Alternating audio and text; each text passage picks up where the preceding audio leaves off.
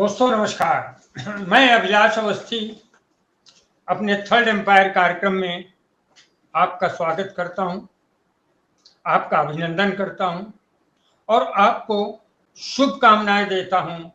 होली के पावन पर्व पर होली जो सद्भाव, प्रेम, सौहार्द, भाईचारा का प्रतीक है, उस अवसर पर मैं न्यूज नशा और उसकी संपादिका विनीता यादव और अपनी तरफ से पूरे स्टाफ की तरफ से आपको होली की शुभकामनाएं देता हूं। मित्रों, होली की बात, आज होली के अवसर पर मैं आपको सैर कराता हूं एक ऐसे स्थान की जो जरूर आपकी स्मृतियों में हो। पहले तो मैं ये बता दूं कि हर होली के सुबह दो विभूतियां मेरे जीवन में मुझे रोज स्मृति आती है। हर जब होली की सुबह उठता हूं, जिस दिन रंग खेला जाता है, तो उस दिन दो विभूतियां मेरे सामने उनकी शक्ल आती है। पहली तो महादेवी वर्मा, कवियत्री महादेवी वर्मा। दिन होली के दिन ही पड़ता है और बड़ी मेरे लिए शुभ, बहुत गौरव की बात थी कि धर्मयुग पत्रिका में मैंने उस होली वाले जो अंक होते हैं उनमें कई बार महादेवी वर्मा से जुड़ी पेंटिंग या तमाम चीजों को प्रस्तुत करा और प्रस्तुत करने का एक गौरव हासिल किया। उसी धर्मयुग पत्रिका में मैंने दूसरी शख्सियत राज कपूर को भी मैं सुबह याद करता हूं। राज कपूर को उनकी फिल्मों के लिए तो याद करता ही हूं, लेकिन राज कपूर को उनके आरके स्टूडियो की होली की वजह से रोज होली की सुबह मैं याद करता हूं। मुझे नहीं मालूम कि मैं ये जो अपना वक्तव्य पढ़ रहा हूं, ये मुझे कितनी देर तक संयत रख पाएगा, कितनी देर तक मुझे व्यवहारिक रख पाएगा, क्योंकि मेरे लिए महादेवी वर्मा और राज कपूर का आरके स्टूडियो और उस स्टूडियो में बनी वो एक पत्थर की टब, उसे वो मेरे लिए हमेशा एक तीर्थ स्थल से कम नहीं रही। मैं जब आया यहाँ कानपुर से, तो मैंने जब ये असाइनमेंट लिया कि मैं खुद मान के लिया कि मुझे राज कपूर की वो जो होली खेलते थे राज कपूर, आरके स्टूडियो की वो जो पत्थर की टब थी, मुझे वहां जाकर कुछ लिखना है। तो मैं, जाहिर सी बात है, टाइम्स ऑफ इंडिया का फोन गया तो उन्होंने कहा अब तो होली यहाँ खत्म हो चुकी है, राज कपूर के साथ ही फागुन चला गया, राज कपूर के साथ ही गुलाल उड़ गए, राज कपूर के साथ ही आरके स्टूडियो की दीवारों में वीरानगी छा गई। लेकिन मैंने कहा मैं जाऊंगा, मुझे वहां जाकर कुछ लिखना है आरके स्टूडियो की होली के लिए। तो उन्होंने मुझे विशेष परमिशन दी गई और मैं वहां गया। मैं घंटों खड़ा रहा उस टब के आगे।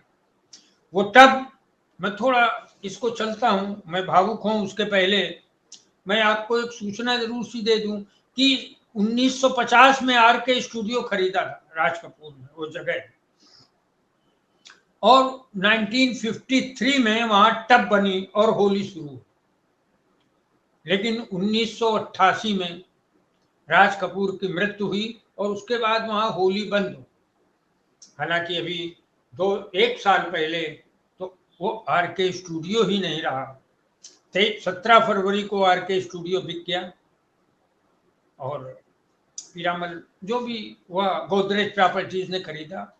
ये सब हमारे मतलब की बात नहीं। मेरे लिए तो ये था कि जब वो बिक रहा था और तय हो गया कि बिकना है, तो मैं एक बार उस स्टूडियो के सामने गया था और जाकर मैंने वो तमाम चीजें जो मेरा पर्सनल कनेक्ट था, मेरी भावना का, मैंने उसको ताजा किया था, थोड़ा इमोशनल हुआ था। मैं चलता हूँ आपको, मैं आपको ले चलता हूँ।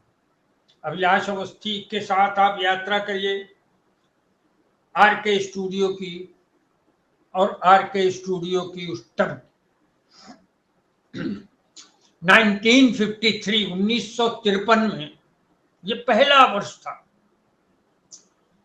जब उतरे थे गुलाल के बादल आरके स्टूडियो में।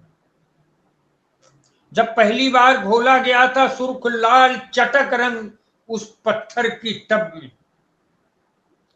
पहली बार एकत्र हुई थी फगुनाहट की गठरियां अपने कांधे पर लादे हुए फिल्म उद्योग की जानी मानी हस्तियां इस प्रांगण में, और उस पत्थर की टब के अगल बगल। उस पत्थर के कौन कौन तो नहीं होता, मैं आपको बताऊं, आपको सब पता है, मैं याद दिला रहा हूं। शैलेंद्र होते थे, हसरत जयपुरी होते थे, मुकेश होते थे, शंकर जयकिशन होते थे, फोटोग्राफर राधु कर्मकार होते थे, नरगिस होती थी, और उनके साथ होता था फिल्म उद्योग के का एक बड़ा वर्ग। अच्छा, एक खूबी थी राज कपूर की कि राज कपूर सभी अदने और बड़े कलाकारों को एक गुलाबी सूत्र में बांधते थे। गुलाबी सूत्र का मतलब, मैं होली की बात कर रहा हूं तो रंग से ही रंग की ही बात करना पसंद करता हूं। ये जितने मैंने नाम लिए, जब मैं उस पत्थर की टब के पास खड़ा था तब उसमें से केवल 2 लोग जीवित बचे और उन दोनों से मैं मिला। शैलेंद्र नहीं थे, हसरत जयपुरी नहीं थे, मुकेश नहीं थे, शंकर जयकिशन नहीं रहे थे, नरगिस नहीं रही थी, सिर्फ रहे थे फोटोग्राफर राधु कर्मकार और राधु कर्मकार के साथ एक और व्यक्ति जो थे, मैं उनके विषय में भी आपको बताता चलता हूँ। वो थे वहां पर और उन्होंने मुझे काफी डिटेल्स दिए थे, मैं उनका नाम थोड़ा सा उसके साथ चलता हूँ या बता ही देता हूँ। वो थी सितारा देवी। सितारा देवी, बापरे, मैं तो एकदम उस काल में चला जाता हूँ। सोचिए, आप कल्पना कीजिए, हम अब सब होली के रंगों में डूब चुके हैं,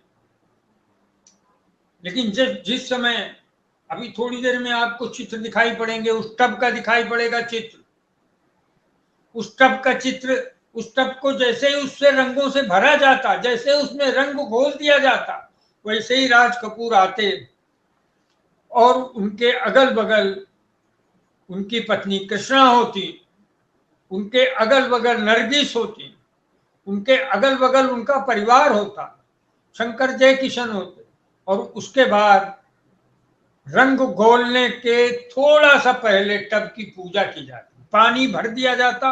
और ये चित्र अभी आपके सामने मेरा जो टेक्निकल डिपार्टमेंट है वो आपको दिखाएगा, मैं धीरे धीरे आपको वहां तक ले चलना हो। ये देखिए आप, ये एक होली का दृश्य है जहां पर सारे परिवार के लोग, शायद ऋषि कपूर हैं, और ये देखिए राज कपूर है हाथ उठाए हुए, उनके बगल में कृष्णा कपूर हैं और दूसरे तमाम हैं, नरगिस हैं, इधर सितारा देवी हैं, इधर ऋषि कपूर, और उनके परिवार के पीछे रणधीर कपूर और ऋषि कपूर हैं। ये सारे लोग अभी चित्र में, ये चित्र मैंने बड़ी मुश्किल से हासिल किए थे और मैं इन चित्रों में बहुत ही खोया था, और इन चित्रों के साथ ही मैंने कुछ लोगों से बात की थी। मैं वापस आता हूं, जब मैं उस टब के सामने खड़ा हुआ, अभी इसमें टब की पूजा करते हुए राज कपूर का एक चित्र है जो सबसे पहले रंग घोलने के पूर्व पूजा की जाती थी, उसका चित्र भी अभी आपके सामने प्रस्तुत किया जाएगा। तो दोस्तों, ये जो ये देखिए, ये है, हाँ यही टब है, आप देख लीजिए। हम आपको शेयर करना चाहते हैं, न्यूज नशा यूट्यूब चैनल आपके सामने शेयर करना चाहता है वो टब जिसमें दुनिया के ललित कला की ऐतिहासिक पर्सनालिटीज, ऐतिहासिक व्यक्तित्वों को डुबोया गया रंग में, जो खिलखिलाए थे, जो नाचे थे, जो राज कपूर के साथ उन्हीं टबों में रंग घोल कर, इसमें नरगिस होती थी, इसमें सितारा देवी होती थी, इसमें भजंती माला होती थी, इन सबको रंग में डुबोया जाता था। ये तो चित्र की बात से मैं वापस आता हूं। तो फिर सबसे बड़े शोमैन राज कपूर ने ये सब शुरू किया था, और सिर्फ 3 वर्ष पहले 1950 में खरीदा था और 53 में उन्होंने जमीन के एक हिस्से को थोड़ी ही देर में चटक चटक लाल रंग से सरोबार कर दिया था।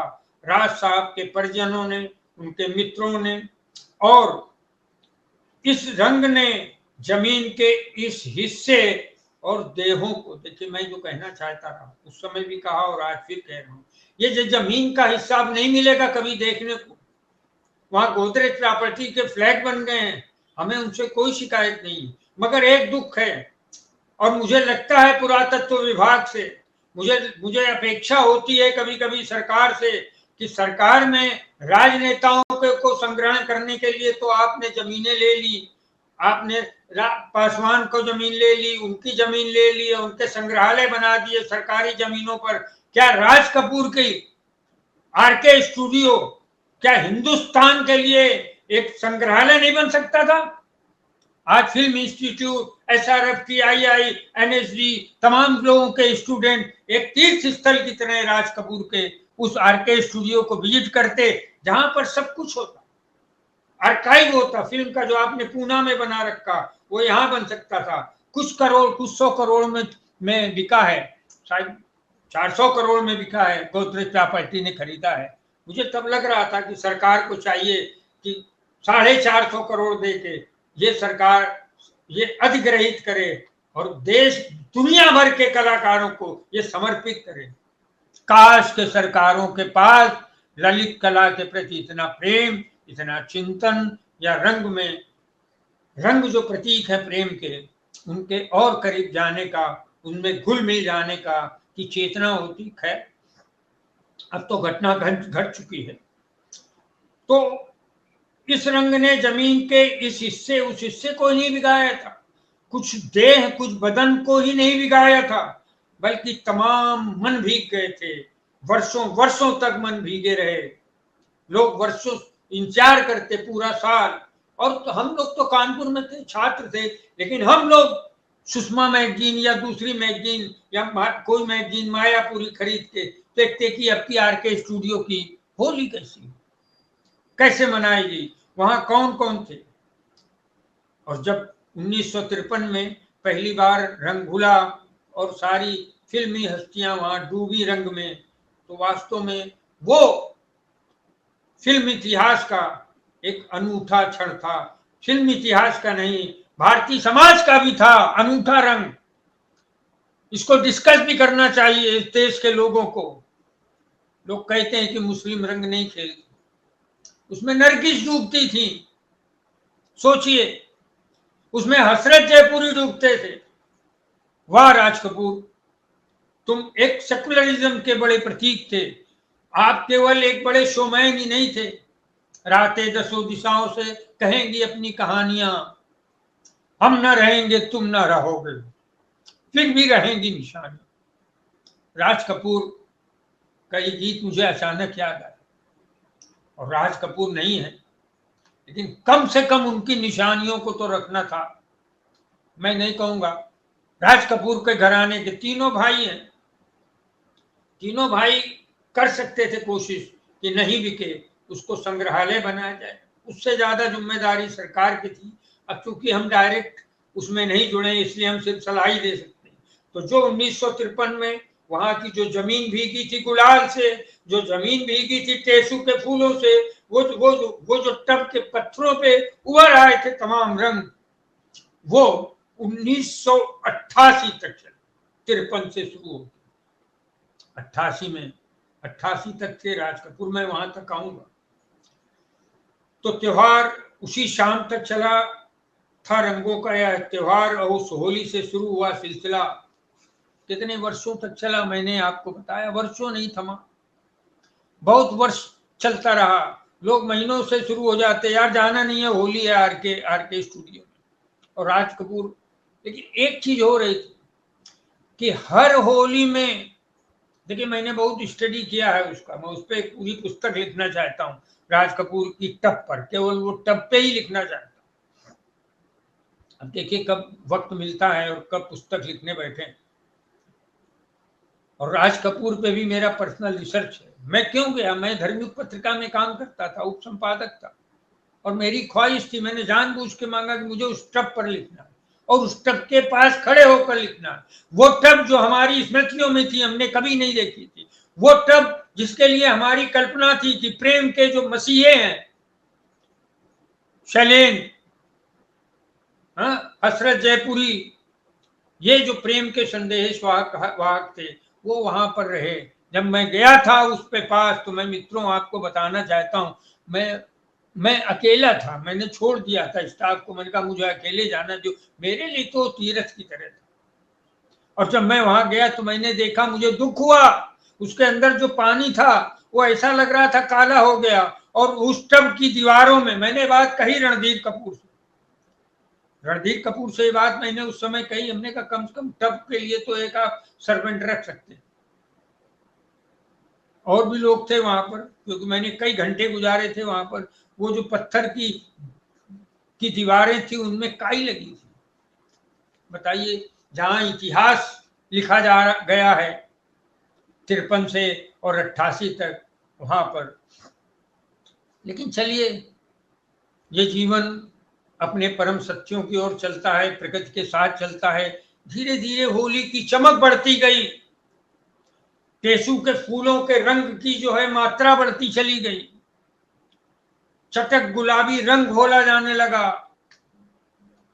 लेकिन बिछड़ते चले गए राज कपूर के साथ, एक से एक करके बिछड़ते। शैलेन बिछड़े,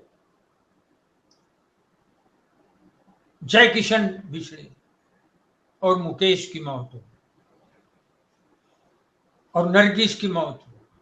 इन मौतों ने उस रंग की चटक में थोड़ा विषाद घोल दिया। राज कपूर के लिए ये विषाद था। राज कपूर और नरगिस की मैत्री की गाथाएं, मैं मैत्री बोल रहा हूं, और मैं प्रेम भी बोल सकता हूं, और ये स्वाभाविक चीजें हैं।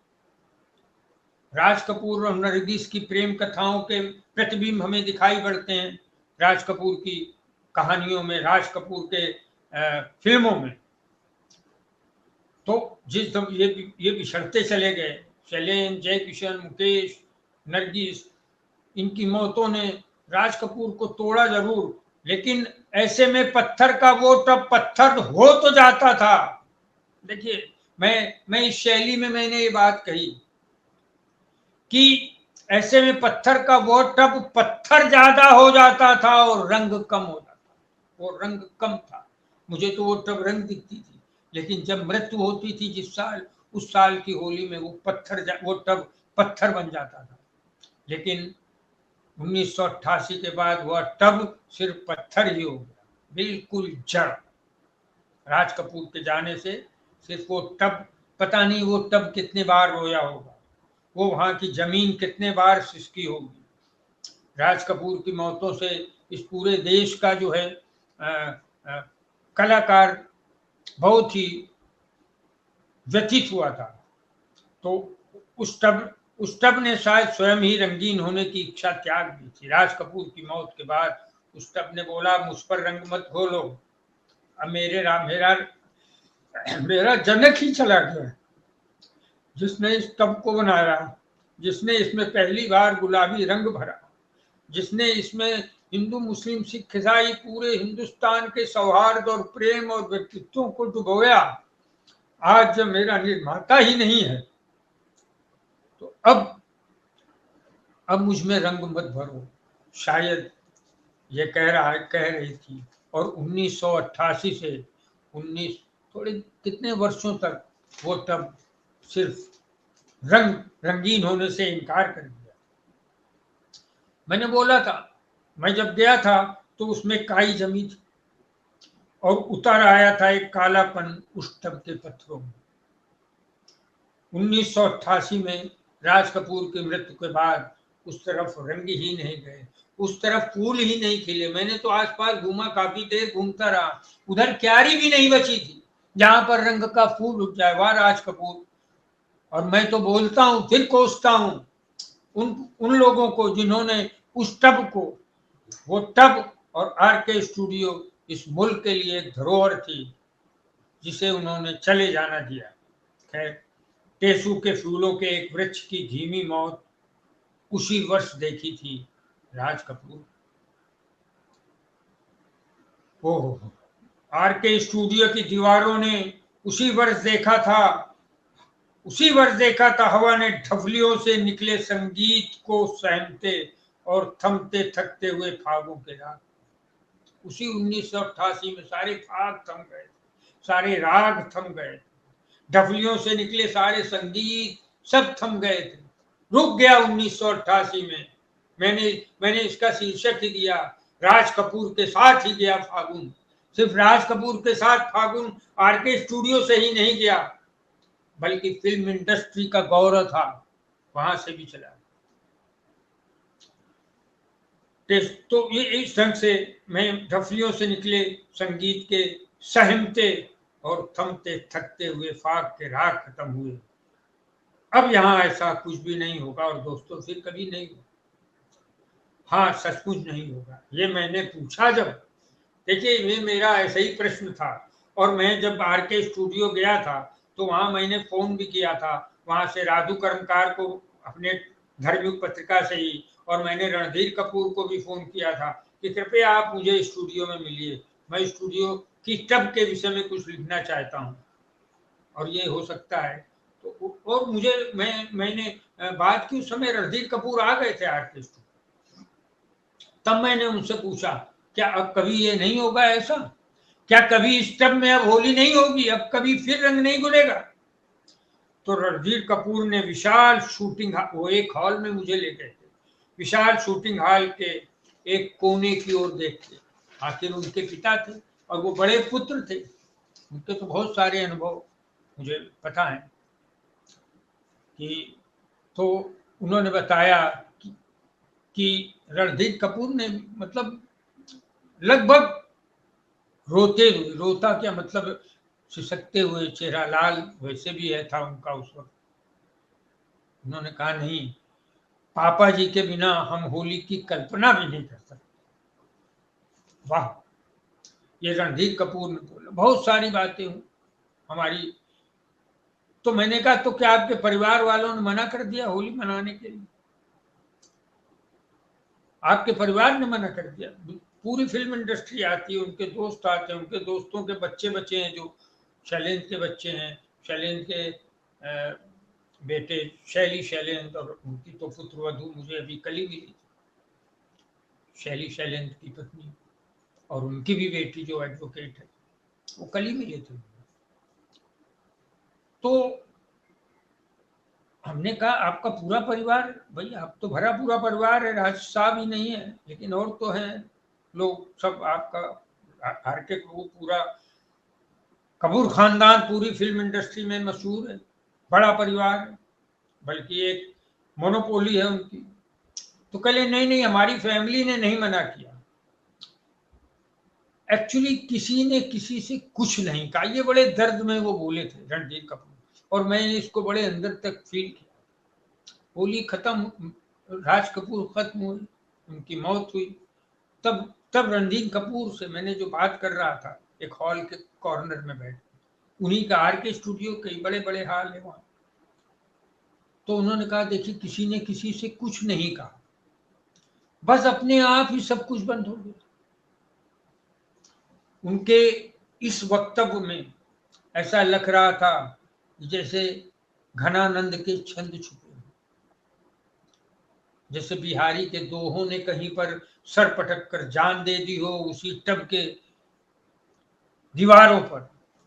किसी ने किसी से कुछ नहीं कहा और सब कुछ अपने आप बंद हो गया। न लोग हमें लोग को फोन करते, ना हम लोग टब में, हम होली के दिन उस टब की ओर जाते।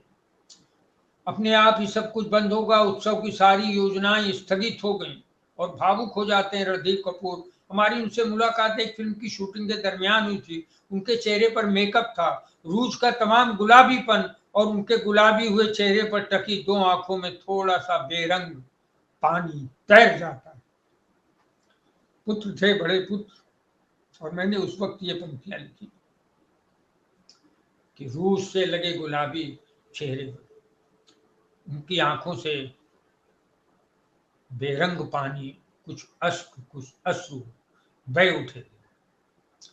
और यह निश्चित रूप से ग्लिसरीन के आंसू नहीं थे। तो और देखिए वो एक शूटिंग में थे और शूटिंग छोड़ के आर स्टूडियो आए थे। सिर्फ मुझसे क्या मतलब, मैं कोई बड़ा धार्मिक पत्रिका के लिए लेख लिख रहा था, इसलिए वो आए थे। और धार्मिक का सम्मान पूरे हिंदुस्तान के सारे कलाकार कवि लोगों में है। तो वो निश्चित रूप से ग्लिसरीन के आंसू नहीं थे। उनका भावुक होना भी उनके अभिनय का हिस्सा नहीं था। रणधीर कपूर तक मुझे पहुंचाने वाले आरके स्टूडियो के अधिकारी की नाजुकी समझ मुझसे चलने के लिए चुपचाप संकेत करे। वो जो अधिकारी थे, जिन्होंने मुझे रणधीर कपूर से फोर्स किया था कि आपको आना चाहिए, तो वो आए थे और उन्होंने देखा कि जब रणधीर कपूर की आंखों में आंसू आ गए तो उन्होंने मुझे इशारा किया। वो वातावरण की नाजुकी समझ गए। मैं खुद भी मैं वहां उनकी फिल्म की बात नहीं कर रहा था, कल आज और कल की बात करने नहीं गया था। मैं रणधीर कपूर से ये बात करने नहीं गया था कि बबीता कैसी हैं आपकी पत्नी, और कैसी हैं करिश्मा, और कैसी हैं आपकी करीना, या कैसे हैं और आपके परिवार के लोग, आपका अभिनय कैसा है, आप क्या कर रहे हैं, आप प्रोडक्शन, मैं ये सब कुछ नहीं पूछ रहा था। मैं तो उस टब के विषय में प्रश्न करने गया था, जो उनके लिए बड़ी शायद अपेक्षा में नहीं उतरती होगी। टब के विषय में कोई पत्रकार पूछेगा मुझसे और मेरे विषय में नहीं पूछेगा। राज साहब के विषय में मैं आपसे ज्यादा जानता हूँ। चले हाँ, आपकी बातों से लग रहा। मैं थोड़ा सा बीच में अचानक मुझे याद आया तो मैं एक बात और बोल दूं। मेरी निजी बात है लेकिन राज कपूर का हिस्सा है। मेरा बेटा फिल्म इंस्टीट्यूट पूना में जो FTI आई है, उसमें वो डायरेक्शन में मतलब प्रथम होकर सेलेक्ट हुआ और 4.5 साल के बाद डायरेक्शन ग्रेजुएट होकर वो फर्स्ट पोजीशन लेकर वापस आया। लेकिन जब वो सेलेक्ट हुआ था तो उसका जब इंटरव्यू हो रहा था तो उससे पूछा गया गुरुदत्त के विषय। तो मेरे बेटे ने इंटरव्यू में बोला था कि गुरुदत्त को समझने के पहले हम राज कपूर पे बात करें, हम राज कपूर के माध्यम से गुलजार को समझने की कोशिश करें। उनको सॉरी, मैं उनसे प्रश्न जो किया गया, प्यासा फिल्म के जो हीरे थे गुरुदत्त, तो गुरुदत्त को समझने के लिए हम राज कपूर के माध्यम से समझने की कोशिश करें। और एक सीरीज उसने एक्सप्लेन की थी, राज कपूर, गुरुदत्त और गुलजार। शायद उसके सिलेक्शन में और उसके फर्स्ट आने में ये था। और उसने काफी लंबे समय तक तीनों को बोला। और उसने अपनी जो रिटन टेस्ट है उसमें भी उससे पसंदीदा डायरेक्टर की बात की तो उन्होंने राज कपूर के विषय में ही लिखा था। ये है, अभी तो वो फिल्म बना रहे हैं। तो मैं उनकी नाजुकी समझ में वहां से चला, लेकिन मैं धीरे धीरे रणधीर कपूर की भावुकता का फायदा उठाना, पत्रकार तो हूं ना, तो मुझे भी अपने प्रोफेशन से न्याय करना है। मैं अपने धर्मिक के पाठकों और आज अपने न्यूज नशा के श्रोताओं के लिए मैं ईमानदारी से अगर कुछ विशेष लाना चाहता था तो मुझे वहां कुछ करना पड़ेगा। तो मैंने पूछा जाते कि क्या बता सकते हैं कि यह उत्सव शुरू करने और इसे भव्यता तक पहुंचाने के पीछे राज कपूर का क्या सोच था राज कपूर। तो उन्होंने, रणधीर कपूर ने, एक पुत्र ने अपने पिता के विषय में जो कहा था मैं हूबहू बता रहा हूं। एक्चुअली वे बहुत बड़े इंसान थे। रणधीर बोलते जा रहे थे बिना किसी की ओर देखे। वह होली तो क्या, कभी भी किसी चीज को अकेले के लिए नहीं सोचते थे। हर चीज मास के लिए, भीड़ के लिए सोचते थे, समुदाय के लिए सोचते थे। स्टूडियो के कर्मचारी ही नहीं बल्कि पूरी इंडस्ट्री को वो अपना परिवार समझते थे। और इसी परिवार को एक साथ रखने के लिए मेरे पापा राज कपूर ने होली शुरू की थी कि पूरी इंडस्ट्री को एक सूत्र में बांध कर चलेंगे और हर उत्सव त्योहार वे धूमधाम से मनाते, लोगों को साथ लेकर। मैं खुद भी देखा, मैं राज कपूर से मिला भी, और राज कपूर को मैं जो ये गणपति का विसर्जन होता है उसमें राज कपूर का पूरा परिवार सड़कों पर रहता है। चेंबूर में उनका घर भी है और चेंबूर में उनका स्टूडियो भी था। अभी तो गोदरेज की प्रॉपर्टी हो गया, दुख है। गोदरेज में ही कम से कम कोई एक व्यक्ति तो हृदय वाला होता, अकल वाले तो बहुत हैं, आप उसमें कम से कम वो टब टब तो छोड़ देते। मगर मैं वो, आप उसकी जगह एक फ्लैट बनाएंगे जो करोड़ों में बिकेगा, बना भी होगा, हमारा कोई इंटरेस्ट भी नहीं उसे देखने। तो हर उत्सव त्योहार को धूमधाम से मनाते हैं। हमने बताया कि देखा हमने उनको कई त्योहारों में, तो सचमुच ही अंदर से तमाम अकेला अकेला सा वह, मेरा नाम जोकर का नायक, बाहर कितनी भीड़ को साथ लेकर चलता रहा। मैंने उस वक्त जो लिखा था, अंदर से तमाम टूटन को ढोता हुआ, वो बाहर से कितनों को जोड़ता हुआ राज कपूर कैसे चलता रहा। खामोश हो तमाम त्रासदियों को भोगता वह राज कपूर बाहर से कितना जीवंत और रंगीन बना रहा, लेकिन अंदर वो बहुत अकेला सा महसूस कर। मुझे याद है, मैं बहुत छोटा रहा था जब नरगिस की मृत्यु हुई थी, और वो एक चित्र आया था सुषमा पत्रिका में या कहाँ, मैं कानपुर में ही था, पढ़ रहा था इंटर बीएससी में। तो उसमें एक चित्र आया था कि राज कपूर जैसे ही नरगिस की मृत्यु हुई, राज कपूर उनके जो कब्रिस्तान था वहां पर गए, और वो चित्र मुझे अब तक याद है, कितने वर्ष हो गए। राज कपूर के तीनों बेटे थे सफेद कुर्ता पजामा में, राज कपूर थे सफेद कुर्ता पजामे में, और उन्होंने एक चादर हाथ में पकड़ा हुआ था। वो नरगिस के कब्र में उन्होंने वो चादर डाली। तो राज कपूर का जो प्रेम है, जो राज कपूर की मैत्री है, वो व्यापक थी, उसमें कोई लुकाव छिपाव नहीं था। और शायद वही प्रेम व्यापक बनकर टेसू के फूलों में प्रस्फुटित होता था। शायद वही प्रेम था जो उनके हाथ में गुलाल आता था गुलाबी, तो वो आकाश की ओर उछाल देते थे महाप्रेम की तरह। राज कपूर अपने आप में, राज कपूर अगर फिल्म में नहीं होते तो शायद बहुत बड़े साहित्यकार होते, ऐसा मेरा अपना कहना है, और साथ ही कुछ और लोगों का भी कहना। वो अकेला, अंदर से अकेला, और बाहर उस टब के अगल बगल जोड़ता रहा भीड़, लोग आते, नाचता गाते। ओहो, खामोश। आपको याद होगा फाल्के अवार्ड प्राप्त करने के अर्थात अपनी मृत्यु के एक दिन पूर्व उन्होंने दूरदर्शन पर कहा था, ये मुझे रणधीर कपूर बोल रहे हैं, ये मेरे रणधीर, उनका जो अधिकारी मैनेजर है आरके स्टूडियो का, वो देख रहा है, वो कह रहा है, इशारा कर रहा है कि ये रो रहे हैं, ये भावुक हो रहे हैं। रणधीर कपूर तक तो ये पहुंच पाएगा, अगर तुम्हें याद भी होगा, वर्षों हो गए इस बात को। लेकिन मैं उनसे प्रश्न करता जा रहा था और वो बताते जा रहे थे। उन्होंने बोला, आपको याद होगा फाल्के अवार्ड प्राप्त करने के अर्थात अपनी मृत्यु के एक दिन पूर्व उन्होंने दूरदर्शन पर कहा था, आज मुझे अपने मित्रों की बहुत याद आ रही। वाह, राज कपूर ने फाल्के अवार्ड मिला था, उसके एक दिन पहले दूरदर्शन को इंटरव्यू दिया। सरकारी अवार्ड है फाल्के अवार्ड, राष्ट्रीय पुरस्कार है फिल्म का। आरके स्टूडियो के कंट्रोलर अशोक कौल ने बताया, यही बात सिद्ध करती है कि वो लोगों से, बोलिए, एक व्यक्ति राष्ट्रीय पुरस्कार लेने जा रहा है, दादा साहब फाल्के पुरस्कार, और वो कल लेगा पुरस्कार दिल्ली जाकर, और दूरदर्शन में आज इंटरव्यू हो रहा है, और वो बोल रहे हैं, मुझे शैलेंद्र की याद आ रही, मुझे मुकेश की याद आ रही, जाने कहां गए वो दिन,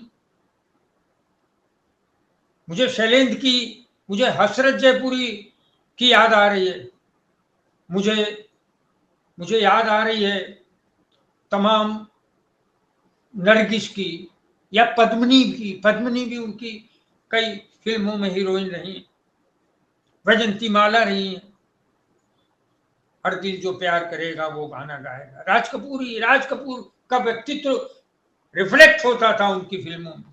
अब जो भी जिसका बेटा राज कपूर पे आधे घंटे बोल सकता तो मैं तो बोल ही सकता हूँ।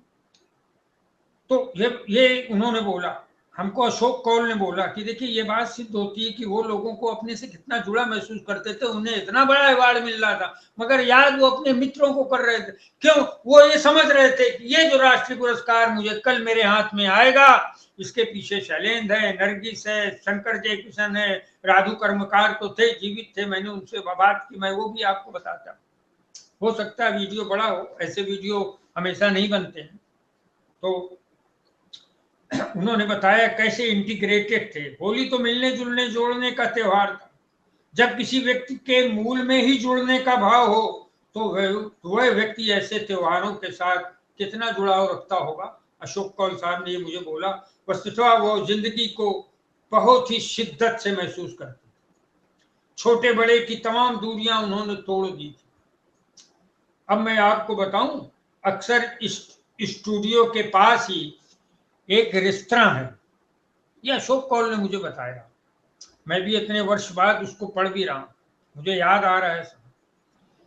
वहां वो मुझे ले जाकर एक आम आदमी की तरह कॉफी की चुस्कियां लेते रहते, कभी कभी सड़क पर खड़े होकर पानी पूरी खाने। अशोक कौल अपने बड़प्पन के एहसास से दूर वे जिंदगी को उसकी पूरी तीव्रता के साथ जीने की कोशिश करते। वो आम आदमी बना रहे, पानी पूरी खा रहे। सैकड़ों करोड़ का स्टूडियो है, करोड़ों का फ्लैट है, उनका बंगला है, लेकिन वो वही खड़े हुए पानी पूरी खा रहे हैं। आरके स्टूडियो में बने अशोक कौल के ऑफिस में हर जगह मैं उनके ऑफिस गया, वो मुझे ले गए, घंटों बैठे रहे। उन्होंने बताया और उन्होंने देखा हर जगह श्री 420 बरसात सब पोस्टर थे चारों तरफ। उनका कमरा ही राज कपूर, आरके स्टूडियो ही राज कपूर है। इसीलिए तो मेरा आक्रोश भी है कि काश के वो आरके स्टूडियो संग्रहालय में बन जाता। तो आरके स्टूडियो के में जब वहां से मैं निकला, आरके कैंप पे मिले तमाम अवार्ड शील्डें जो भी मिले वो सब उसी कमरे में रखी थी अशोक कौल। लेकिन मैंने एक शिकायत जरूर की। मैंने कहा साहब हम तो पहली बार आ रहे हैं, अब मैं कभी आऊंगा भी नहीं।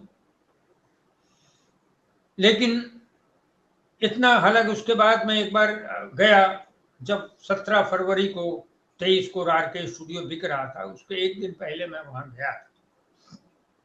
मेरी निजी भी निष्ठाएं होती हैं, मेरा प्रोफेशन के अलावा मेरी पर्सनल भी भावना होती है जिसे मैं व्यक्त करता रहता हूँ और जी लेता हूँ।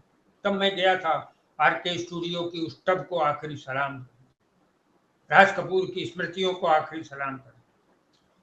मैंने कहा ये ट्रॉफी, ये जो सारी चीजें रखी हैं, इनमें कितनी धूल जमा है।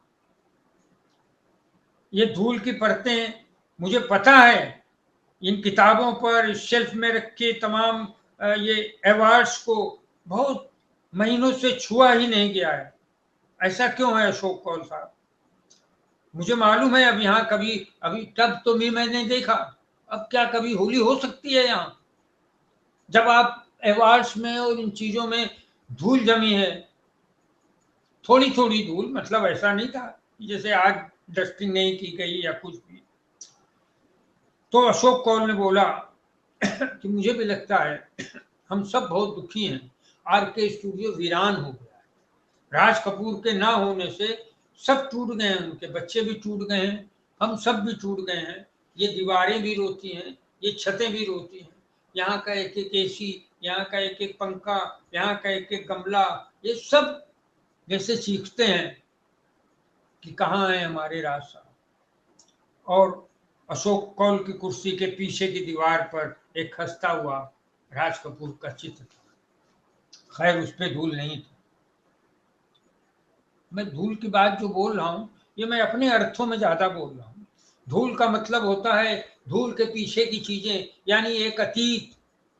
तो धूल तो एक सामान्य है, कहीं भी हो सकती है एक दो दिन के, लेकिन मैंने उस धूल को इसलिए लिया, मुझे तो चाहिए था ना कि साफ एवाज, जो राज कपूर से जुड़ी चीजें हैं एकदम पावन पवित्र, मेरे लिए तो मंदिर जैसी है, मेरे लिए तो वो पूजा की थाली जैसी है, मेरे लिए तो राज कपूर जिस पर नाम लिखा है, मेरे लिए वो एवार्ड्स जो हैं वो कलश की तरह हैं। मेरे लिए उस जगह की सारी दीवारें में राज कपूर की फोटो, राज कपूर की फिल्मों के चित्र मेरे लिए ईश्वरीय ताकत के प्रतिबिंब थे। मैं धीरे धीरे आपसे आपसे इमोशनली आपके साथ जुड़ने की कोशिश कर रहा हूँ। तो जिस देश में गंगा बहती है के निर्माण के दौरान अभिनेता प्राण राज कपूर से जुड़े थे। अब ये बातें मुझे वहीं पता थी। तो उनकी उनकी प्राण यूं भी बड़े इलाहाबाद के थे, बहुत अच्छे, उनका स्वभाव बड़ा अच्छा था और सबसे जुड़ जाते थे। तो उनसे जिस देश में गंगा बहती है के निर्माण के दौरान प्राण जुड़ गए थे राज कपूर से, तो प्राण साहब भी राज कपूर से आरके स्टूडियो की होली में जुड़ जाते। प्राण मुस्लिम थे, शायद मुस्लिम ही है, मुझे पता है, लेकिन 2 मुस्लिम तो आते थे, हसरत जयपुरी और नरगिस, वहां होली खेलने। और भी कई मुस्लिम आते थे, क्योंकि उनके जो कर्मचारी थे उसमें हिंदू मुस्लिम सिख ईसाई सभी थे। और सबों ने बोला कि राज साहब होते तो हम लोग शाम से ही होली मनाने लगते थे, जब जलती थी होली उसी समय से हमारी होली शुरू हो जाती थी। अब वो कौन सी होली शुरू होती है वो आप समझ सकते हैं, क्योंकि राज कपूर उस दिन सबकी पार्टी करते थे, पूरे स्टूडियो के सारे लोगों की, सारे परिवारों। तो एक बार प्राण साहब ने जिद पकड़ ली। बताते हैं विश्वा मेहरा राज कपूर के रिश्तेदार हैं, मगर वे मित्र व कलाकार की तरह राज कपूर से काफी वर्षों तक। विश्वा मेहरा ने बताया हमें, मुझे बताया, ये प्राण की घटना उन्होंने बताया। उन्होंने बताया कि प्राण साहब की जिद थी कि हम हर होली आरके स्टूडियो में ही मनाते हैं, इस बार होली मेरे घर। बोलिए, ये प्राण ने जिद की। राज साहब राजी हो गए।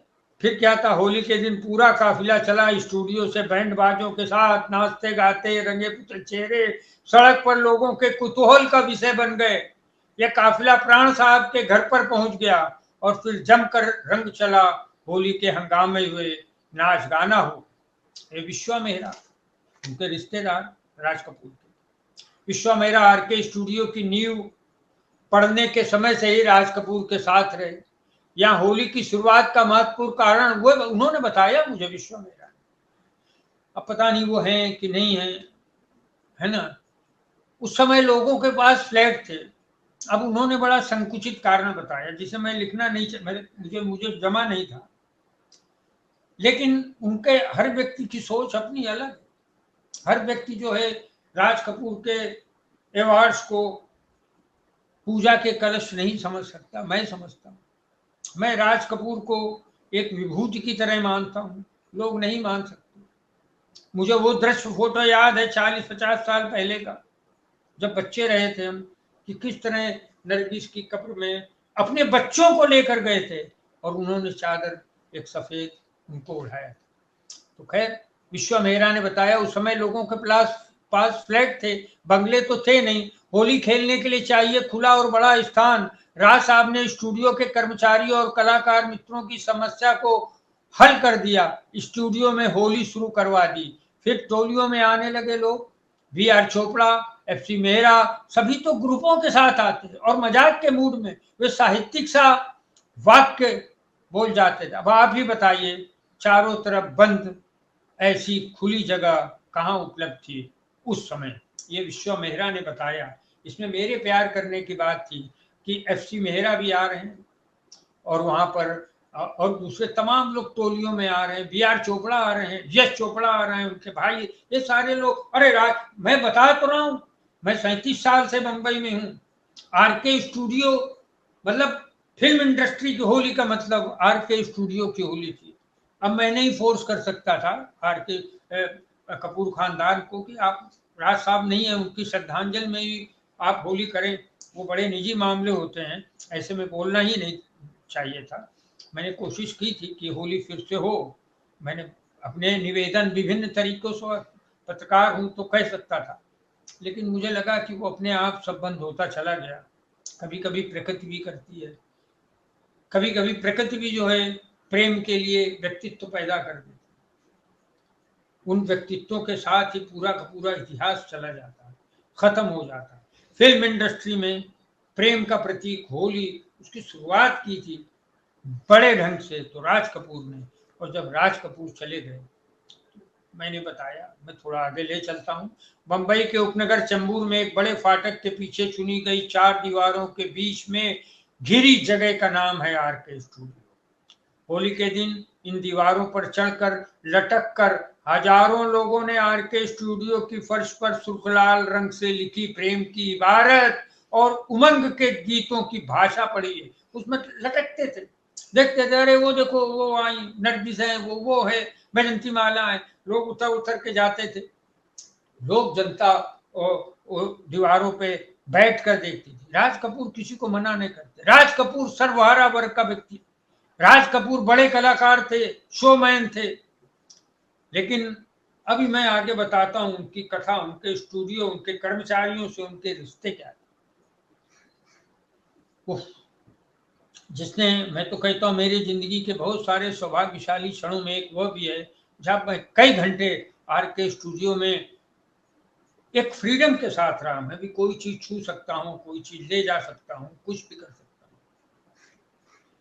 तो उस वो आरके स्टूडियो की जो फर्श पर जो सुर्ख लाल रंग था, उसमें एक प्रेम की इबारत, उसमें वेद लिखे गए, उसमें उसमें गुलाल जो ऊपर उछाले गए, उन मुट्ठियों में जो है उपनिषद, वेद की ऋचाएं, गीता के श्लोक थे। ये सारा पूजा का चीज थी, प्रेम ही है पूजा, और राज कपूर प्रेम के प्रतीक थे। मैं इसलिए बहुत भावुक हो जाता हूँ जब राज कपूर की बात होती है। और उमंग की गीतों की भाषा बहुत सारे लोगों ने पढ़ी, टोलियां आती थी, अगल बगल के लोग चले आते थे, है ना। किंतु पिछली होली के दिन से इन दीवारों की ओर कोई नहीं आता है जी, अब कोई नहीं आता है। इन स्टूडियो के फाटक पर रंगे पुते कलाकारों की झलक पाने की बेचैन भीड़ ही यहाँ जुटती है। स्टूडियो के एक सुरक्षा कर्मी ने बताया, बहुत से लोग सुबह से ही फाटक पर एकत्र हो जाया करते, एक भीड़ इकट्ठा हो जाती होली के दिन। कुछ लोग गड़बड़ी भी करते थे, लेकिन साहब का आदेश था कि होली के दिन किसी से कुछ ना कहा जाए। जो बाहर जनता आई है, लोगों को हीरो हीरोइन आ रहे हैं अंदर, उनकी कारों से उतर कर उनको उनको वो, लेकिन बदमाशियां करते थे, झगड़े करते थे। लेकिन राज कपूर का निर्देश था कि आज होली का दिन है, प्रेम का त्योहार है, किसी के साथ कोई भी ऐसी बदतमीजी वाली या कोई भी गलत हरकत नहीं की जाए। साहब का यह आदेश था। और स्टूडियो में जाने पर भी सख्त पाबंदी नहीं थी, मगर हर अनजाने आदमी को हम लोग अंदर नहीं जाने देते थे। उन्होंने कोई भी पाबंदी नहीं लगाई, खुद अपनी तरफ से पाबंदी नहीं लगाई थी। ये स्टूडियो की सिक्योरिटी थी, जिन्हें मालूम होता था ये जाना चाहिए या नहीं जाना चाहिए। तो मैं उनसे पूछा कि भाई पिछले वर्ष भी आम लोगों की भीड़ जुटी होगी, क्योंकि मैं जब गया था तो वो राज कपूर की मृत्यु का अगला साल था, और अगले साल में गया था, मैं 91 में गया था, शायद 88 में उनकी मृत्यु। तो उन्होंने मुझे, मैं थोड़ा ठहर जाता हूँ बातों को, मैंने पूछा जब पिछले वर्ष भी मतलब आम आदमियों की भीड़ जुटी होगी, तो उन्होंने कहा कुछ लोग आए, मगर होली नहीं हो रही है यह जानकर भरे मन से लौट। स्टूडियो के एक अधिकारी बिब्रा बताते हैं, बिब्रा साहब हैं स्टूडियो के एक अधिकारी, बड़े वहां पर मैनेजर, मेरे एक मित्र हैं, वो बताते हैं होली के दिन स्टूडियो के बाहर खड़े फकीरों गरीबों के लिए राज साहब मिठाइयां भिजवाते। बाहर जो भीड़ इकट्ठा होती, बोले आप ये व्यक्ति कौन सा था, ये कौन सा फरिश्ता था, ये कहाँ पैदा होते हैं ये लोग, ये बाहर खड़े लोग हैं, उनको जाओ मिठाई दे के आओ, उनको ये जाके गुलाल दे, उनको रंग दो, बाहर की भीड़ है, कोई किसी को कुछ बोलेगा नहीं, आज होली का त्योहार है। और उसके साथ ही वो इसी संदर्भ में विप्रा साहब मुझे एक संस्मरण सुनाते हैं। एक बार, हाँ देखिए, संस्मरण बहुत प्यारा है, बहुत, मैं चाहता हूँ आप लोग बड़े ध्यान से सुनिए, क्योंकि ऐसे वीडियो हम भी अब ऐसे कोई रोज रोज बनाने वाले नहीं हैं।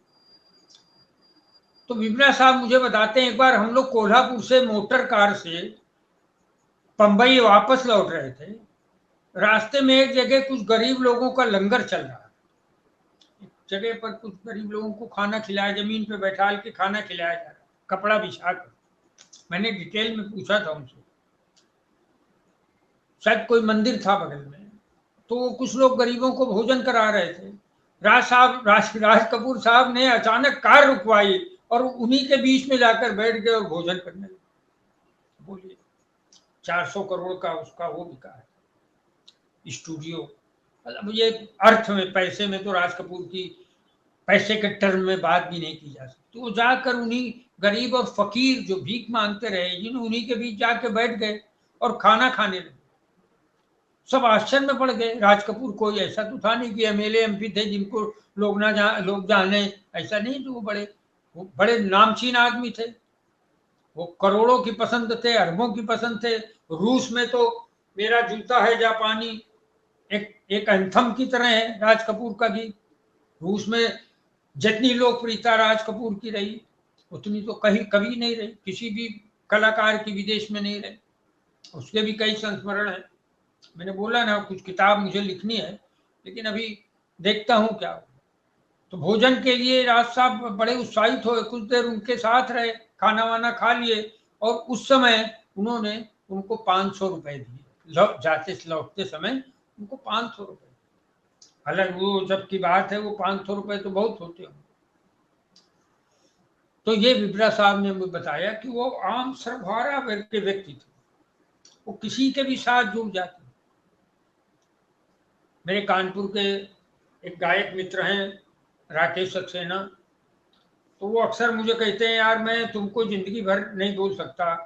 हमने कहा, मतलब मित्र हैं, भूल तो इससे भी नहीं सकते क्या, लेकिन तुमने मुझे राज कपूर से मिलवाया ताज होटल में। मैंने उनको ठीक है उनको मिलाया था, वो आए हुए थे इस समय। मैं कोई ऐसा नहीं, एक अथॉरिटी तो था नहीं, लेकिन संयोग था ऐसा। तो राज कपूर ऐसे व्यक्ति थे। तो वो विप्रा साहब आगे बताते हैं, मैं तो उनका कर्मचारी हूँ, मैं तो उनके लिए काम करता हूँ स्टूडियो में। लेकिन एक रात वो मेरे घर अचानक आ गए, कि मेरे घर चले आए रात में, 2-2:30 बजे रात में, और उन्होंने खाना बनवाया, खाया और फिर चले गए। वस्तुतः वे आदमी और आदमियत का बहुत ही अंदर से सम्मान करते थे। विप्रा साहब ने राज कपूर के विषय में बताया कि वो इंसानियत की बड़ी इज्जत करते हैं। ऐसे प्यारे प्यारे आदमी के चले जाने से सिर्फ आरके स्टूडियो की ही नहीं होली खत्म हुई, हमारे मन का रंग भी फीका पड़ गया। ये विप्रा साहब का डायलॉग। वो तो गए, तो होली तो ले गए, फागुन ले गए, लेकिन हमारे मन का रंग भी रूठ गया, जीवन से चला गया। और मैं, बड़ी हैरत की बात है, होली जैसे त्योहार और उसकी उमंग मस्ती को इतना चाहने वाले राज कपूर की किसी भी, बड़ी ताजुब की बात है, राज कपूर की किसी भी फिल्म में कभी होली का सीन नहीं आया। कि बड़ी हैरत की बात है कि होली जैसे त्योहार और उसकी उमंग मस्ती को इतना चाहने वाले राज कपूर की किसी भी फिल्म में होली का कोई दृश्य नहीं फिल्माया गया। उनके द्वारा निर्देशित और निर्मित फिल्मों की बात नहीं है, बाहर के जिन बैंडों की फिल्मों में उन्होंने अभिनय किया, उसमें भी होली का कोई दृश्य नहीं है। इस संदर्भ में मैंने निर्माता वसंत साठे से बात की। वसंत साठे ने बताया, शायद ऐसा कोई दृश्य उनकी फिल्मों की जरूरत नहीं रहा होगा। वो तो वसंत साठे ने समान रूप से बोला, और जो उन्होंने बोला मुझे लिखना भी था। सच तो यह है कि एकाध फिल्मों को अगर छोड़ दें तो सारी फिल्मों के होली दृश्य क्रिएट किए हुए ही लगते हैं। वे दृश्य ना भी होते तो फिल्म की गति में कोई फर्क नहीं पड़ता।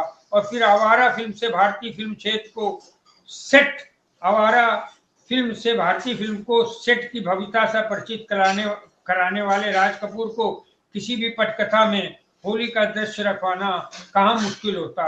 इस प्रश्न के उत्तर के लिए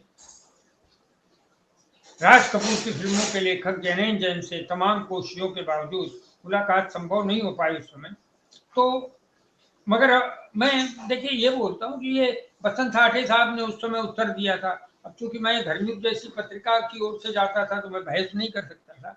ये उनके लिए खाली एक वो होता कि राज कपूर चाहते तो, अरे राज कपूर चाहे तो क्या, मतलब होली जैसी चीज कभी भी रिक्रिएट की जा सकती थी, मतलब उनका अलग सोच है कि कोई भी कहीं भी डाल सकता है, लेकिन होली आई रे कन्हाई रंग बरसे, ये फिल्म की जरूरत थी।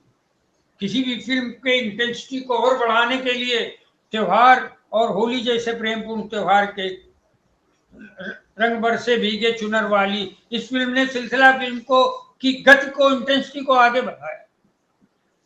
होली आई कितने गीत हैं, मदर इंडिया का होली गीत कितना आगे फिल्म को ले। तो ये कह देना बसंत ठाठे का मुझे, चलिए अब तो शायद वो नहीं है इसलिए ज्यादा वो नहीं करेंगे। और ये बात तो सही थी कि आवारा फिल्म में पहली बार सेट लगाया तो उनको होली का सेट तो कभी भी लगा सकते थे, लेकिन राज कपूर शायद अपने मन के रंग को उस टब में ही भरा देखना चाहते थे और उन्होंने वो किया। और जनेन जैन से मेरी मुलाकात तो कभी हुई नहीं है ना, मैंने फोन से बात करने की कोशिश की लेकिन वो नहीं आए। लेकिन इस रंग को यहाँ छोड़ देते हैं, अब राज कपूर की आंखों की ओर चलते हैं। नीली आंखों वाले राधु कर्मकार के कैमरे से ही राज कपूर की आंखें नीली थी और वे राधु कर्म वे अपनी आंख से फिल्म नहीं देखते थे। उनके लोग, और सबसे बड़ी चीज, एक बार उनके साथ राधु कर्मकार भी रो रहे थे जब मैं उनसे मिला आर के स्टूडियो में। उनको भी बुला दिया था वहां के मैनेजर ने कि जो उनके अंतिम जो मित्र बचे हैं, हालांकि उसके बाद सितारा देवी थी मगर उन तक उनका फोन नहीं मिला था। सितारा देवी से मेरी उसके बाद में बात हुई। तो आर के कैंप की पहली फिल्म से लेकर अब तक जितने लोग थे वो सब राज कपूर उनको अपने रत्नों में गिनते थे। राधु कर्मकार अतीत की ओर लौटते हुए बताते हैं, बहुत भावुक थे, वो भी रो रहे थे, राधु कर्मकार भी, अब तो नहीं रहे, पिछले। उन्होंने कहा 1948 में मुलाकात हुई थी मेरी राज साहब से और इसके साथ ही क्रमशः सभी अंतर समाप्त होते रहे। मैं उनकी टीम के साथ ही आरके की होली का आवश्यक सदस्य बन गया। मैं शायद ही किसी होली में शूटिंग आज के सिलसिले में शहर के बाहर रहने के कारण ना आ पाया हूँ, यूं तो हमेशा हर वर्ष ही आता रहा हूँ। बम्बई में रहूं तो होली पर यहाँ न आने का सवाल ही नहीं उठता। सभी दोस्त तो यहाँ मिलते थे, शैलेंद्र, हसरत, जय किशन, मुकेश, मगर ये तो एक एक करके बिछड़ते रहे। ये मैंने प्रश्न किया जब राधु कर्मकार पूछ रहे तो ये सब तो एक एक करके बिछड़ते रहे, इनकी मृत्यु के दुख का प्रभाव तो होली आयोजन पर पड़ता ही होगा। नहीं, होली के आयोजन पर तो नहीं पड़ता मगर होली के उत्साह पर इसका असर अवश्य पड़ता था। उस सुर्ख लाल रंग के भीतर एक हल्की सी काली साफ दिखती थी। हमारे मन उदास रहते थे। राज साहब भी बाहरी उमंग के बीच में उस दुख को बाहरी रेखा छिप नहीं पाती थी। मुकेश की मृत्यु की खबर सुनकर ही उन्होंने शूटिंग बंद कर दी थी और बेहद उदासी में घिर गए थे। उन्हें अपने दोस्तों के एक एक करके बिछोड़ने का बहुत दुख रहा है।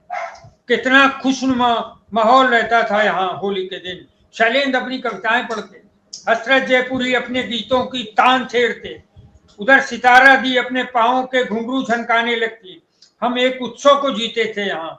सब सब तो याद आता है। एक्चुअली मैं जब राधु कर्मकार से बात कर रहा था, मैंने रणधीर कपूर से बात की और कई लोगों से, तो मुझे लगा कि ये जो फोटोग्राफर हैं लेकिन इनके अंदर जो साहित्यिक बोध है वो बड़ा पावरफुल था। और उन्होंने बोला, बता शैलेंद्र कविताएं पढ़ते, थोड़ा एकाध जो भी हो, ठंडाई या भाई वारुणी, मैं क्या पढ़ता। उसके बाद शैलेंद्र कविताएं पढ़ने लगते, सितारा देवी नाचने लगती, उसी टब के अगल बगल राज कपूर नाचने लगते और हसरत जयपुरी अपनी तान छेड़ देते और पूरा का पूरा जीवन का उत्सव, एक वर्ष के लिए एक उत्सव मिल जाता, एक वर्ष जीने के लिए पर्याप्त होता।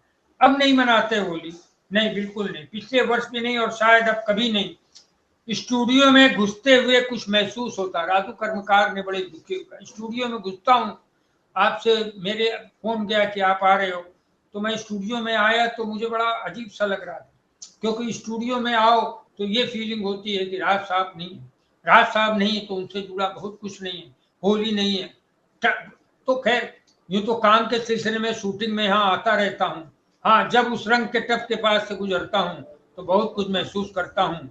वे रंगों के दिन। और नरगिस भी आती रही होगी होली पर, कुछ उनसे जुड़ी बातें मैंने पूछी, मैंने छेड़ा बड़े भावुक ढंग से। हाँ, आती थी वे भी शुरू के दिनों में। फिर कुछ अटपटा महसूस करने लगते हैं राजू कर्मा। देखिए, ये मैं यहीं तक मैं अपने वीडियो को यहाँ पर आकर खत्म करना चाहता था कि मैंने राजू कर्मकार से पूछा, नरगिस आती थी? हाँ। फिर बाद में नहीं आने लगी क्योंकि उनकी सुनील दत्त से शादी हो गई थी, और ये जीवन में होता ही, ये कोई ऐसा नहीं है। तो मैंने उनसे पूछा कि शुरू के दिनों में फिर कुछ मैंने जो प्रश्न किए वो बताने में उनको कुछ अटपटा महसूस होने लगा। नरगिस शुरू में तो अपनी माँ के साथ आती थी, फिर शादी के बाद उन्होंने यहाँ आना बंद कर दिया। उन्होंने एक बात बताई जो मैं अपने न्यूज मसा के लोगों को बता रहा हूं कि नरगिस अपने साथ भांग के पेड़े लेके आती। नरगिस दत्त भांग के पेड़े लाती थी और करीबी लोगों को चुपचाप दे देती। आग से लेकर राम तेरी गंगा मैली का सफर तय करने वाले राज कपूर स्वयं में काफी हास्य प्रधान व्यक्ति थे। उनकी फिल्मों में उनका नायक एक हंसोर चरित्र से शुरुआत करता था और उसका यह चरित्र अंत तक पहुंचते त्रासदी को स्वीकार कर लेता था। कल्याण जी ने मुझे बताया, कल्याण जी आनंद जी वाले, मैं अधिकांशतः आरके स्टूडियो की होली में जाता रहा हूँ। पूरी इंडस्ट्री तो जुड़ती थी और मेरी तो यूं भी बहुत पटती थी राज साहब से, क्योंकि मैं भी ठहरा ना मस्करा। कल्याण जी आनंद जी, और वो आनंद जी कल्याण जी के साथ घर में मैं गया और कुछ इंटरव्यू करना था और पैदल रोड में उनका घर था। तो वो अपनी पत्नी को बुलाए, मैं अचानक याद आ गया और बोले, ये देखिए ये धर्मयुग के हैं अभिलाष अवस्थी और ये मेरी पत्नी है, और इनकी पत्नी के आते ही मेरा भाग्य देखिए कि मैं लखपति हो गया। तो हम कहा, अरे वाह, ये तो बड़ी भाग्यशाली। कहले, मगर उसके शादी के पहले मैं करोड़पति था। यहाँ से तो वो परिचय दिया उन्होंने अपनी पत्नी का मुझसे, तो खुद वो अपने को बोल रहे, मैं भी ठहरा मस्करा। तो खैर, और फिर कल्याण जी ने जो उनके भाई थे, उन्होंने विशेष हंसी के मुख में बताया, राज साहब की मुझसे मिलने की एक शर्त थी कि तुम्हें एक चुटकुला मुझसे मिलते ही कहते, पहले एक चुटकुला सुनाओ फिर कुछ बात करो। उनकी बीमारी के समय में जब उन्हें देखने ब्रीच कंडी अस्पताल गया तो मुझे देखते ही बोल पड़े, आ गया मेरा असली डॉक्टर। और उसके साथ ही उन्होंने, देखिए ये कल्याण जी ने बताया कि मेरा असली डॉक्टर आ गया, उसके साथ ही उन्होंने नर्सों डॉक्टरों को बुलाया, है ना, और ये और शुरू हो गया चुटकुलों का सिलसिला। वे वैवाहिक जीवन के ऊपर चुटकुले ज्यादा पसंद करते थे, जिसमें शादी के विषय में कुछ कमेंट किया हो। अचानक ही इतने खुश मिजाज कल्याण जी संवेदना ओढ़कर कहते हैं, उनकी मृत्यु पर गया, उनके शव को देखा तो मैंने अपने मित्र से कहा था, देखो पहली बार राज साहब मुझसे मिलने की शर्त तोड़ रहे हैं। वे आज पहली बार ही तो मुझसे चुटकुला सुनाने के लिए नहीं बोल रहे। होली के दिन, होली के वक्त ये वीडियो मैं जब बोल रहा हूँ तो चुटकुला भी प्रासंगिक है और दूसरी चीजें भी प्रासंगिक हैं। कुछ और भी होंगे जो कहीं और जाते होंगे। कल्याण जी ने बोला, उसके बाद होली खेलने अमिताभ बच्चन जी यहाँ आए, प्रकाश मेहरा और यश चोपड़ा के यहाँ भी गए हम, है ना, इनके यहाँ भी होली होती होगी, कुछ और भी जगह होली होती है, मगर हम कभी नहीं गए। अपनी भुजाओं में, अपने कंधों पर उन तमाम शुभों की लाशें लादे हुए जो उन्होंने रंगों के बीच आर के स्टूडियो में गुजारी, वे सुबह आज भी हमारे कांधों पर हैं और हर होली हमारे कांधे पर उसकी स्मृतियां दम तोड़ती हैं। स्टूडियो मैनेजर सालियन बताते हैं, रंग अबीर गुलाल सब कुछ किसे लाना है उसे अच्छी तरह मालूम होता था, वह ले आता था। सैकड़ों हजारों लोगों के खाने पीने की व्यवस्था किसे कहाँ करनी है उस सबको अच्छी तरह मालूम होता। सब कुछ हो जाता, सब कुछ राज साहब के इशारों से होता। हम 36 वर्ष के आदि हो ही गए थे ना। शाम तक भंग और शराब की मस्ती, देखिए आ ही गए ना जो बात मैं छुपा रहा था। शाम तक भंग और शराब की मस्ती, गुनगुनाहट, झंकारें, वो सब खो गई उस रंगीन तीर्थ से। वर्ष की एक रंगीन सुबह ने इत की व्याख्या स्वीकार कर। यह तो आखिरी पैरा है। यह तो सच ही है कि राज कपूर के साथ ही आर के स्टूडियो कि एक खुशनुमा फागुनी उम्र बीत गई, और इस सच के साथ एक और सच इससे सीधा जुड़ा है कि अब न राज कपूर लौटेंगे, न आरके स्टूडियो के आदेश में कभी फागुन लौटेगा। दोस्तों, यह वीडियो बड़ा हो गया होगा और बहुत सारी स्मृतियां हैं, लेकिन शायद ये राज कपूर के विषय में ये आपको इंफॉर्मेशन होली के दिन जानी जरूरी है। और मैं अभिलाष अवस्थी थर्ड एम्पायर कार्यक्रम से आपको होली की शुभकामनाएं देते हुए विदा लेता हूं। नमस्कार। और आप हमसे जुड़े रहने के लिए सब्सक्राइब करें YouTube पर, फॉलो करें Twitter पर और लाइक करें Facebook पर। और ज्यादा जानकारी के लिए आपको टाइप करना होगा सिर्फ न्यूज नशा।